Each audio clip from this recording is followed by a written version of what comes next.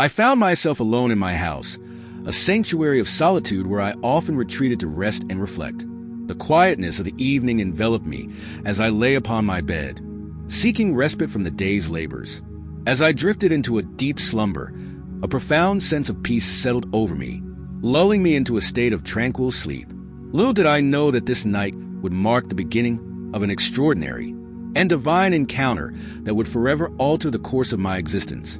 During the depths of my sleep, a magnificent vision unfolded before me. Two exceedingly large men materialized in my room, figures of immense stature and presence. Unlike any beings I had ever seen on earth, their sheer size was awe-inspiring, casting long shadows that seemed to stretch into the very corners of my humble abode. These men were unlike any earthly beings. Their appearance radiated an otherworldly brilliance that defied human comprehension. Their faces shone with a celestial light, each feature illuminated as if touched by the very essence of the sun. The luminosity of their visages was so intense that it seemed to dispel any darkness around them, casting a warm, radiant glow that filled the room. Their eyes, burning with an inner light, held a depth of wisdom and power that spoke of ancient knowledge and divine authority. From their lips emanated tongues of fire, flickering flames that danced and crackled, adding to their formidable and awe-inspiring presence. Their attire was a vibrant shade of purple, a color symbolizing royalty, majesty, and spiritual authority. The fabric they wore shimmered and moved with a life of its own, reflecting the light in myriad hues and patterns that seemed to change with every subtle movement. As they stood there, they sang various kinds of songs, melodies that were both haunting and beautiful, resonating with a harmony that transcended earthly music. The sound of their voices intertwined seamlessly, creating a symphony that filled the room with divine music, each note carrying a message of profound significance. Their wings were a sight to behold, brighter than the purest gold, their feathers glistening and iridescent, catching the light in a dazzling display of color and brilliance. The wingspan was vast, casting expansive shadows and adding to their majestic and ethereal appearance. Their hands were as white as the purest snow, untouched by imperfection, symbolizing purity and righteousness. The contrast between their vibrant attire and the immaculate whiteness of their hands emphasized their divine nature and the sacred purpose of their visit. The two men stood at the head of my bed, their imposing presence commanding attention and respect.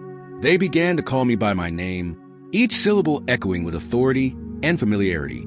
It was a moment of profound recognition and purpose, as if they were calling me to a destiny that had been foreordained long before my earthly existence.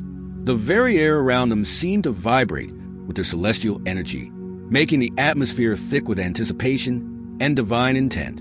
As they called my name, I felt a stirring within me, a gentle yet insistent pull that awakened me from my deep sleep. I rose from my bed, my senses heightened and my mind racing to comprehend the reality of the situation. The room, once familiar and mundane, now seemed to shimmer with a radiant light, reflecting the divine presence of the two men before me. Their forms became even clearer, their features more distinct, and their celestial aura more pronounced. I extended a respectful salute towards them, a gesture of honor and acknowledgement of their divine authority. However, despite my respectful intentions, I was seized with an overwhelming fear that gripped my heart and mind. The terror was not born out of malice or threat, but rather from the sheer magnificence and otherworldly nature of these beings.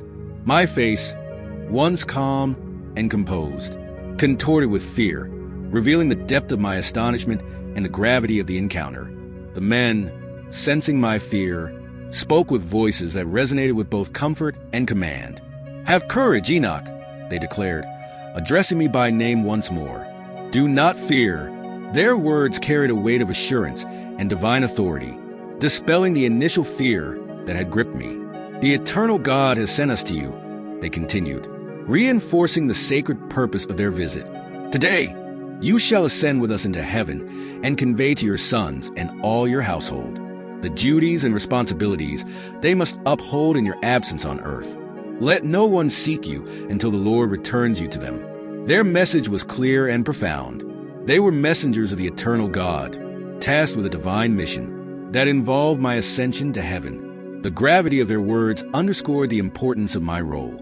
In communicating their directives to my family, the instruction to refrain from being sought until my return added an element of mystery and urgency to their mission, emphasizing the significance of the tasks ahead. Without hesitation, I made haste to obey their command. Rising swiftly from my bed, I moved with purpose towards the exit of my house, guided by an innate sense of duty and reverence. The divine beings had given clear instructions, and I felt an unyielding compulsion to follow their orders without delay. As I approached the doors, I did so with reverence and solemnity, understanding that this was a sacred departure from the earthly realm to a divine mission. Upon reaching the doors as they had instructed, I summoned my sons, Muzel, Regim, and Gad, knowing that the time had come to impart the revelations I had received. Gathering them together, I shared with them all the marvels and extraordinary events that the two men had revealed to me. Their eyes widened in astonishment as I recounted the divine encounter, the celestial beings, and the profound instructions they had bestowed upon me. The weight of the responsibility was clear, and their reactions mirrored a mixture of awe, fear, and reverence for the mission I was about to undertake. It came to pass that after I had fully informed my sons of the angel's message, the divine beings took me upon their majestic wings. Their embrace was both gentle and commanding, lifting me effortlessly from the earthly plane and ascending towards the heavens.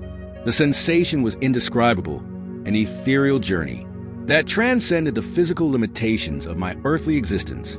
As we ascended, the landscape below faded into insignificance, replaced by the vast expanse of the heavens that stretched infinitely in all directions. The angels bore me upwards onto the first heaven, a realm of clouds and celestial beauty, placing me upon the soft, billowing clouds.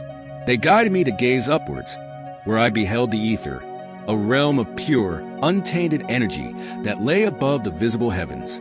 This ether shimmered with a radiant light, a testament to the divine power that permeated every aspect of the celestial realms.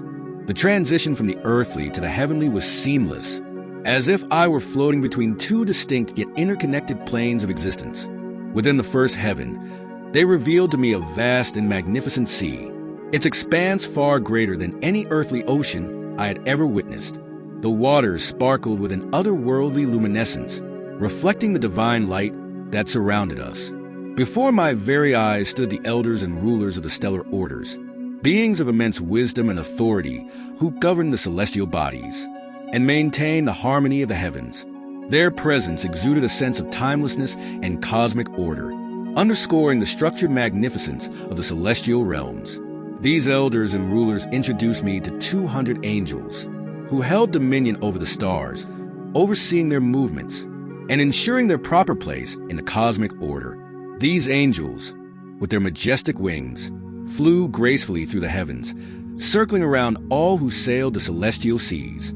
Their movements were both purposeful and harmonious, contributing to the intricate balance that sustained the universe. Each angel was a beacon of light and purity, their very essence intertwined with the stars they governed. As I gazed downward from the first heaven, I beheld the treasure houses of the snow, repositories of celestial treasures, guarded by angels tasked with their protection. These storehouses were formidable in their design, their exteriors imposing yet intricate, reflecting the divine craftsmanship that went into their creation. The clouds served as both the origin and destination of these treasures, flowing seamlessly from one place to another, carried by the divine will of the angels. One of the most awe-inspiring sights was the treasure house of the dew, a sacred repository akin to the purity and richness of olive oil. Its form was adorned with all the flowers of the earth, each petal and bloom meticulously crafted to reflect the beauty and diversity of earthly flora. The scent emanating from this treasure house was intoxicating, a blend of sweet fragrances that filled the air with divine perfume. Many angels stood guard, their vigilance ensuring that the treasures remained secure. They performed the sacred duty of making the treasure houses open and shut, a task carried out with precision and reverence. Those divine men then guided me upwards to the second heaven, a realm shrouded in darkness far greater than any earthly night. This darkness was not merely the absence of light, but a profound, impenetrable void that exuded a sense of eternal despair and suffering. In this realm, I witnessed prisoners hanging suspended in the darkness, their forms barely discernible in the absence of light. These prisoners were under constant watch, their fate hanging in the balance as they awaited the great and boundless judgment that would determine their eternal destiny. The angels in this second heaven were beings of darkness themselves, their forms more shadowed and obscure than anything seen on earth. They moved silently through the gloom, their presence a constant reminder of the suffering and punishment that awaited those who had strayed from the path of righteousness. Their weeping was incessant, a mournful sound that echoed through the darkness, symbolizing the eternal sorrow of those condemned souls. The air was thick with anguish, a testament to the consequences of turning away from divine command. Overwhelmed by the sight of these tormented souls, I inquired of the divine beings the reason behind their incessant torture. Their response was solemn and filled with sorrow. "These are God's apostates," they explained, their voices heavy with lamentation. They did not obey his commands but took counsel with their own will, turning away from the divine path alongside their prince, who was fastened on the fifth heaven. Their words painted a tragic picture of rebellion and the dire consequences that followed. The apostates had chosen to follow their own desires over divine instruction, leading to their eternal suffering and separation from the light of the eternal God. Continuing our ascent, the men led me to the third heaven, a realm of unparalleled beauty and goodness, a stark contrast to the darkness of the second heaven. Here, the produce of these celestial places was beyond anything known to earthly senses. An abundance of sweet flowering trees whose blossoms exuded intoxicating fragrances. The fruits they bore were equally divine, each one sweet-smelling and vibrant, bubbling with fragrant exhalation that filled the air with divine aroma. These foods were not merely sustenance, but a celebration of divine creation, each bite a testament to the infinite generosity and creativity of the eternal God. In the midst of this paradise stood the trees of life, sacred and central to the divine order. These trees were where the Lord rested when he ascended into paradise, a place of ultimate peace and eternal rest. The trees of life were embodiments of ineffable goodness and fragrance, their presence a symbol of the unending bounty and beauty that characterized the heavens, adorned more than every existing thing. Their forms were golden, vermilion, and fiery, radiating an otherworldly light that covered all, and produced fruits of every kind. Their roots were anchored in the garden at the earth's end, symbolizing the connection between the divine and the earthly realms.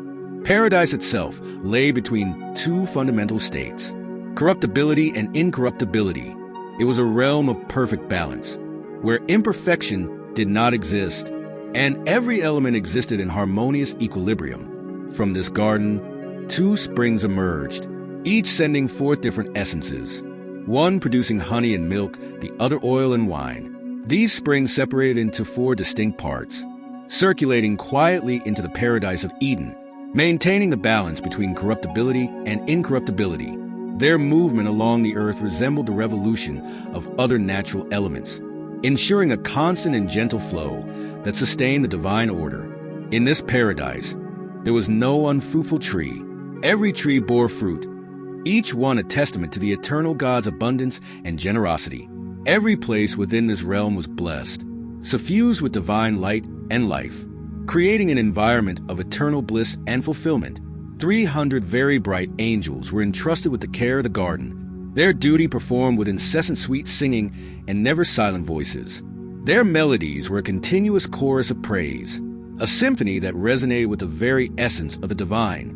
These angels served the Lord throughout all days and hours, their devotion unwavering and their spirits forever attuned to the divine will.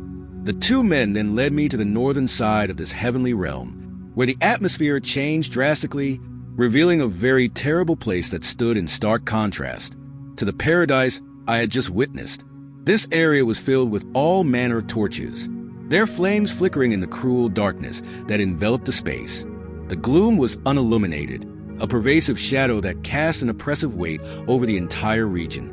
There was no source of light to warm or guide.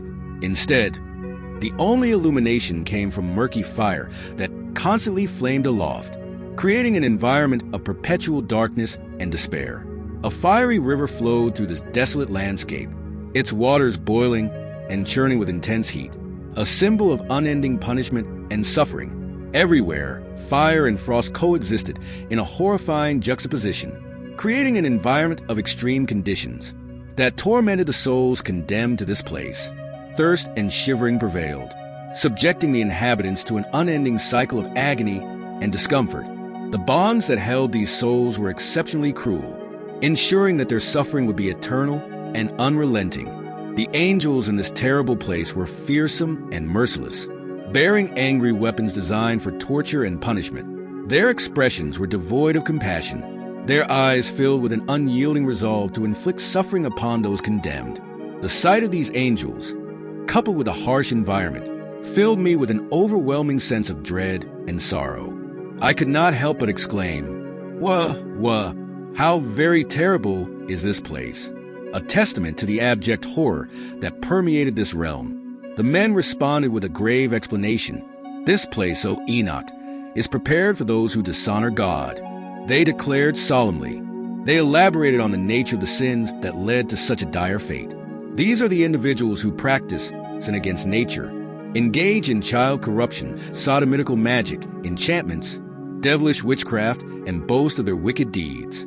They steal, lie, spread calumnies, harbor envy, commit fornication and murder, curse and steal the souls of men, take away goods from the poor, and become rich by injuring others. They are unable to satisfy the empty, making the hungry die, clothing the stripped naked, and bowing to soulless and lifeless gods. They build images and bow down to unclean handiwork, knowing not their Creator. For all these transgressions, the men continued, "This place is prepared as an eternal inheritance." Their words painted a vivid picture of the consequences of a life steeped in sin and rebellion against divine order. The severity of the punishment underscored the importance of adhering to the eternal God's commandments and the dire repercussions of straying from the righteous path. Continuing our journey, the men guided me to the fourth heaven, a realm where the celestial mechanics of the universe were on full display. Here, I observed the successive movements of the rays of the sun and the moon, their paths meticulously measured and their lights compared in their divine brilliance. I noted that the sun's light was greater than that of the moon, a reflection of its central role in the cosmic order. The circle and wheels through which the sun and moon traveled moved with marvelous speed, never resting. Their passage in return a continuous cycle that governed day and night. Accompanying the sun's movement were 4 great stars, each with 1,000 stars to the right and 4 to the left, totaling 8,000 stars that issued with the sun continually. These stars, in their multitude, added to the celestial splendor, each one a beacon of light that contributed to the overall harmony of the heavens. By day, 15 myriads of angels attended the sun, their presence ensuring the sun's steady course and the maintenance of light throughout the day. By night, 1,000 six-winged ones accompanied the angels before the sun's wheel, guiding it into the fiery flames that ignited the night sky. These angels played a crucial role in kindling the sun and setting it alight, ensuring its radiant journey across the heavens. Their duties were performed with precision and reverence, their every action contributing to the perpetuation of light and life. The intricate movements and the sheer number of celestial beings involved in this process were a testament to the divine order and the meticulous care with which the eternal God maintained the universe. The men then took me to the fifth heaven, where I encountered countless soldiers known as Gregorii. These beings were of human appearance, but surpassed the size of great giants, their immense stature adding to their imposing presence. Their faces were withered, stripped of vitality and expression, and their mouths were silent, unable to utter a single word. The absence of service or activity in this heaven was palpable, a stark contrast to the vibrant life of the third and sixth heavens. Curious and concerned, I inquired of the men why these Gregorii were so withered, their faces marked by melancholy, and why there was no service or activity in the fifth heaven. Their response was filled with sorrow and regret. These are the Gregorii who, along with their prince Satan, rejected the Lord of Light, they explained. After them, those held in great darkness on the second heaven reside. 3 of them descended to earth from the Lord's throne, breaking their vows on the shoulder of the hill They saw the daughters of men, found them attractive, and took wives. thereby befouling the earth with their deeds. Their actions led to the birth of giants and marvelous men, beings of great strength and enmity, whose existence sowed chaos and lawlessness across the earth. The intermingling of celestial and earthly beings disrupted the natural order, resulting in an age of great turmoil and suffering. As a consequence, God judged them with great severity, condemning them to eternal punishment. The Gregori now weep for their brethren, their sorrow a reflection of the tragedy that befell them due to their rebellion. They will remain in this state until the Lord's great day of judgment arrives, when they will face their ultimate punishment. Our ascent continued as the men led me to the sixth heaven, a realm of unparalleled brightness and glory. Here, I beheld 7 bands of very bright and glorious angels, their faces shining more brilliantly than the sun itself. These angels were glistening, their radiance unblemished by any imperfection, and there was no difference in their faces, behavior, or manner of dress. Each one embodied the divine light and purity that characterized the higher heavens, their presence a beacon of celestial harmony. These angels were responsible for creating the orders and learning the movements of the stars, the alteration of the moon, and the revolution of the sun. They oversaw the good government of the world, ensuring that all celestial bodies moved in perfect harmony and balance. When they observed evil doing or disruptions in the cosmic order, they issued commandments and instructions to rectify the imbalance. Their responses to such disturbances were swift and precise, maintaining the integrity of the divine plan. Accompanying their duties was sweet, loud singing, songs of praise that filled the heavens with melodies of adoration and reverence. These songs were not mere sounds, but expressions of divine joy and thanksgiving, resonating with the very essence of the eternal God.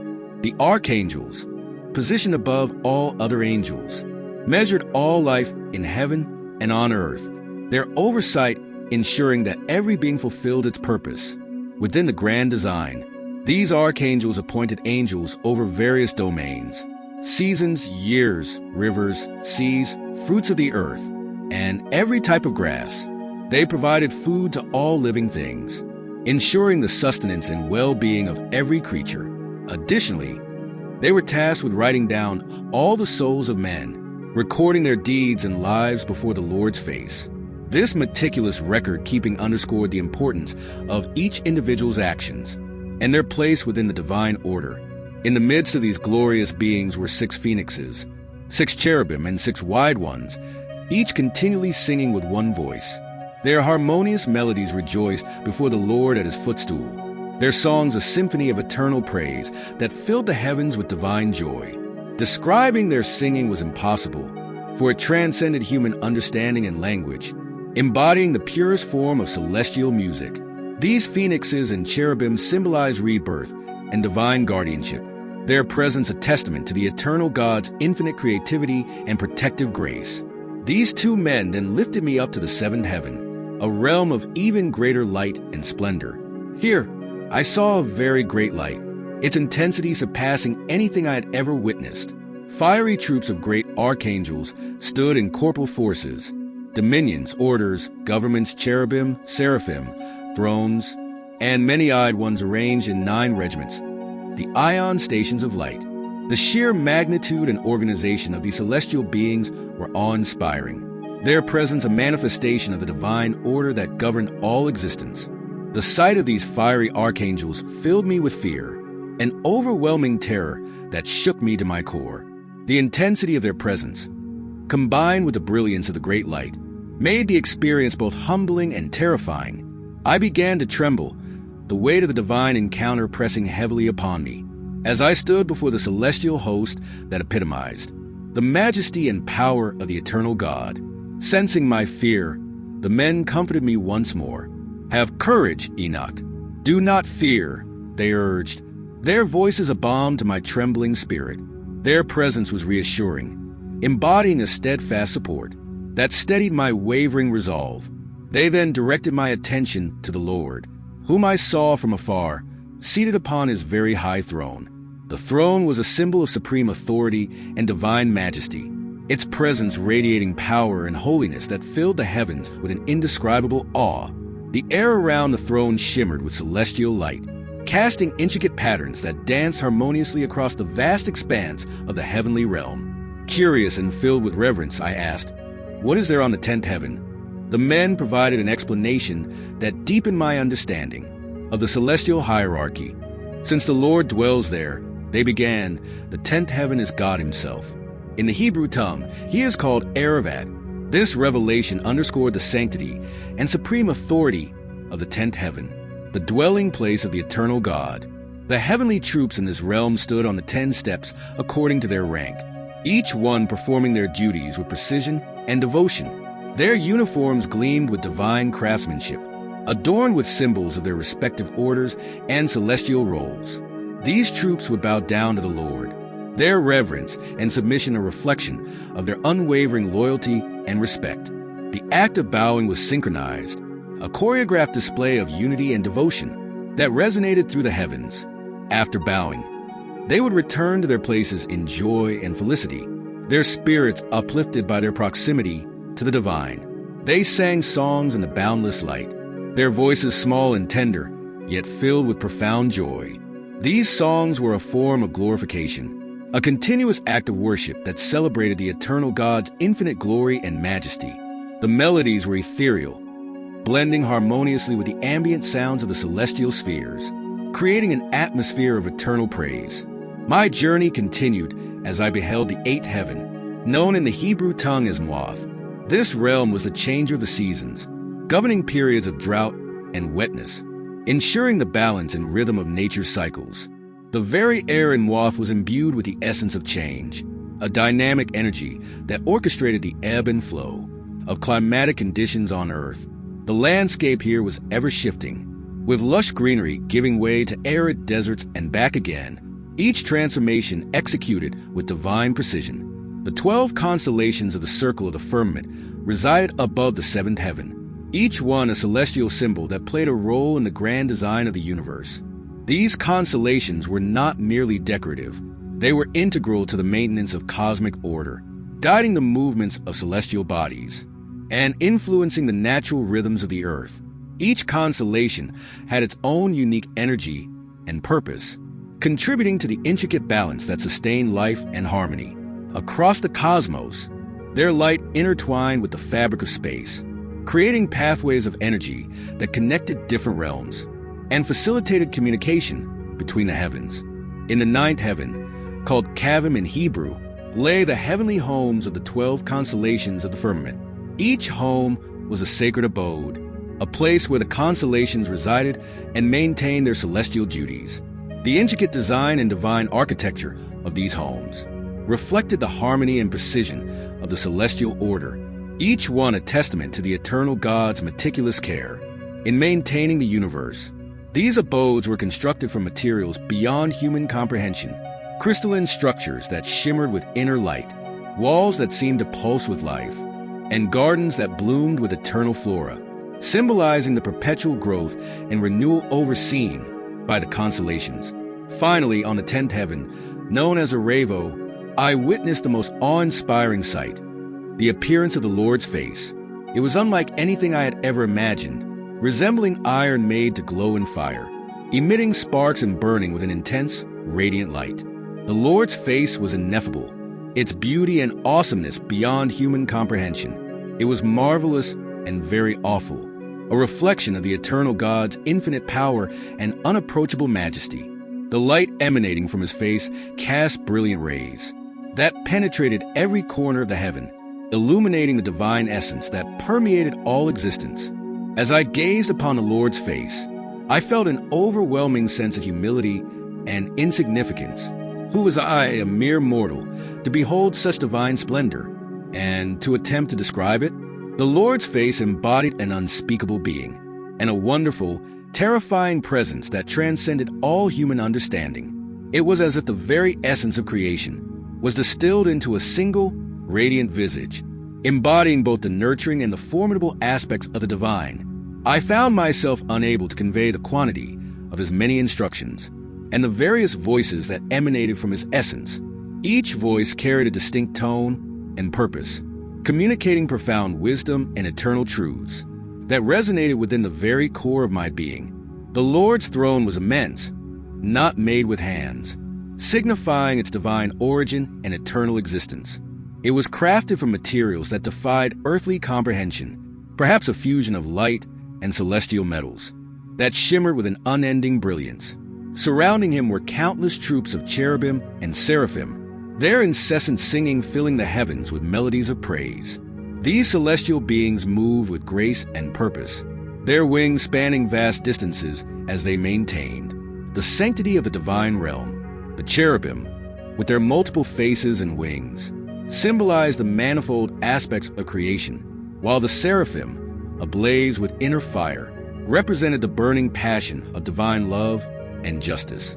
The Lord's immutable beauty was a constant testament to his eternal nature and unchanging glory. His presence exuded a sense of timelessness, as if he existed beyond the constraints of past, present, and future. The sheer magnitude of his glory was ineffable, its greatness beyond the capacity of words to describe. It enveloped the entire heaven, creating an atmosphere where every aspect of existence was imbued with divine purpose and meaning. The light surrounding the Lord's throne was so intense that it seemed to pulse with life, each flicker a manifestation of his boundless energy and creative force. As I stood in this sacred space, absorbing the profound beauty and majesty of the heavens, I realized that every detail, from the hierarchical structure of the celestial troops to the intricate design of the heavenly abodes, served a higher purpose in the grand tapestry of creation. Each element was a reflection of the eternal God's infinite wisdom, ensuring that every aspect of the universe functioned in perfect harmony. The experience left me with a deep sense of reverence and a yearning to understand more about the divine mysteries that lay beyond human perception. In that moment of profound reverence, I fell prone and bowed down before the Lord, overwhelmed by his divine presence. The Lord, with his lips, spoke to me, his voice both commanding and comforting. "Have courage, Enoch. Do not fear. Arise and stand before my face into eternity." His words were a blend of reassurance and authority, inviting me to embrace my divine destiny. At his command, the archangel Michael lifted me up and led me to stand before the Lord's face. The Lord addressed his servants, instructing them, "Let Enoch stand before my face into eternity." The glorious ones bowed down to the Lord and responded, "Let Enoch go according to your word." The Lord then turned to Michael, saying, "Go and take Enoch from out of his earthly garments, anoint him with my sweet ointment, and put him into the garments of my glory." Michael obeyed without hesitation, executing the Lord's command with divine precision. He anointed me, the sensation of the ointment, more than great light, resembling sweet dew with a mild, pleasant smell. The ointment shimmered, shining like the sun's rays, imbuing me with a radiant glow that reflected the divine light surrounding me. As I looked at myself, I saw that I was transformed, resembling one of the glorious ones, beings of pure light and divine grace. This transformation was not merely physical but spiritual, marking my elevation to a higher plane of existence and a closer proximity to the eternal God. The garments of glory I now wore symbolized my new role and the divine mission entrusted to me. The transition from my earthly form to that of a celestial being was seamless, embodying the eternal God's will and purpose. As I stood before the Lord, adorned in his glory, I felt an overwhelming sense of purpose and destiny. The journey I had undertaken, guided by the two divine men, had led me to this sacred moment of divine encounter and transformation. The visions I had witnessed from the paradisiacal third heaven to the dreadful second heaven had imparted profound lessons about the nature of sin, punishment, and divine justice. My ascent through the heavens had revealed the intricate and majestic order of the cosmos, each heaven serving a distinct purpose within the grand design of the eternal God. From the governing celestial bodies to the care of the seasons and the maintenance of cosmic harmony, every aspect of the heavens was meticulously crafted and maintained. The contrasting realms of paradise and punishment underscored the eternal God's commitment to righteousness and his unwavering stance against evil and rebellion. The transformation bestowed upon me was not only an honor, but a solemn responsibility. As one of the glorious ones, I was now a part of the divine order, tasked with conveying the eternal God's messages. and ensuring the continuation of his will on earth. The sweet ointment that anointed me was a symbol of divine favor and empowerment, granting me the strength and wisdom needed to fulfill my divine mission. In this elevated state, I understood the profound interconnectedness of all things, the heavens, the earth, and the divine will that binds them together. My role was to act as a bridge between the divine and the earthly, a messenger of the eternal God who would guide my family and household. In accordance with his commandments, the visions and experiences I had undergone were not mere dreams, but divine revelations, each one a testament to the eternal God's omnipotence and benevolence. As I prepared to return to my earthly existence, adorned in the garments of glory, I felt a deep sense of peace and purpose. The journey through the heavens had imparted invaluable insights into the nature of the cosmos, the divine order, and the eternal struggle between righteousness and evil. Armed with this knowledge, I was ready to fulfill my divine mission, guided by the wisdom and authority bestowed upon me by the eternal God. Thus, the night that began with solitude and rest transformed into an extraordinary journey of divine revelation and transformation. The encounter with the two celestial men, the ascent through the heavens, and the ultimate transformation into a glorious being marked the beginning of a new chapter in my existence, a chapter defined by divine purpose, eternal responsibility, and unwavering faith in the eternal God's will.